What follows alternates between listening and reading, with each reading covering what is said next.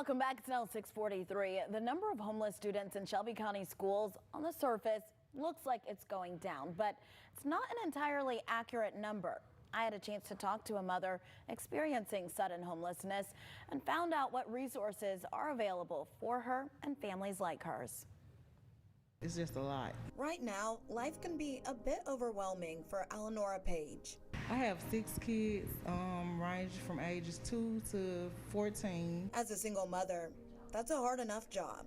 Then, I was working at the daycare, but because the COVID started back, they kind of shut back down because COVID numbers started back rising up. Jobless soon turned into homeless. We're in a hotel with 2 beds. But that hotel is in Whitehaven, far from their old North Memphis neighborhood, where her kids still go to school at KIPP Memphis. I would leave from out there like 6:30, and I wouldn't get out here till 7:30. Kids would be late. It's disruptive their learning because they're late. Paige and her family are now one of less than 1,000 families at KIPP who are home insecure. KIPP is a charter school network under Shelby County Schools. SES administrators say they find families every day in similar situations to Paige. It is something that is not a new issue for our community, and it's not an issue that seems to be going away. Dr. Angela Hargrave, who's the Executive Director of Student Equity, Enrollment, and Discipline, or SEED, says there's no clear pattern. We had some years where our numbers just really were elevated, and then we had then the next year, it would kind of go, it would go down a little bit. In just the last 5 years, the 2017-2018 school year, the district identified 1,361 homeless students. That number went up to 2,454 students in the 2018-2019 school year, then back down the next year to 1,642.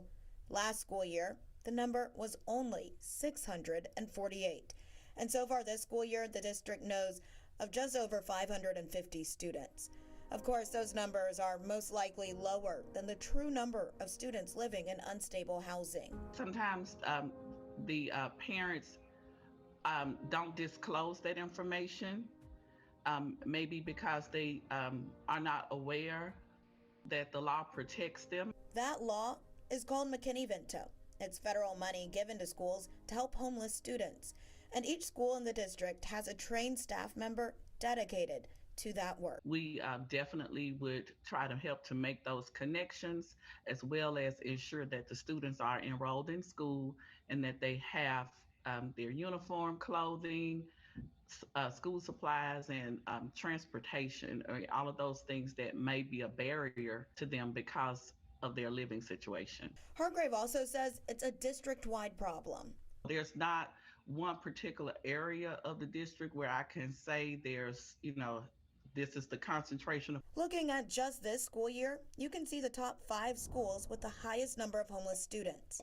The numbers from the last 2 years seem lower, so I asked if the pandemic was impacting that. I don't have enough information to really see what the impact of COVID may have been on that, because again, like I said, it was already a pretty serious issue in our community. She admits some students did get lost. There are some students who we have not been able to track down, but for the most part, we exhaust all resources to find students. Paige says she understands how that happened. She knows a few friends who've had to move far away from their child's original school. A lot were struggling already, and COVID just made it worse. As for her and her kids, she's continuing to look for work, leaning on her community, and not closing the book of hope.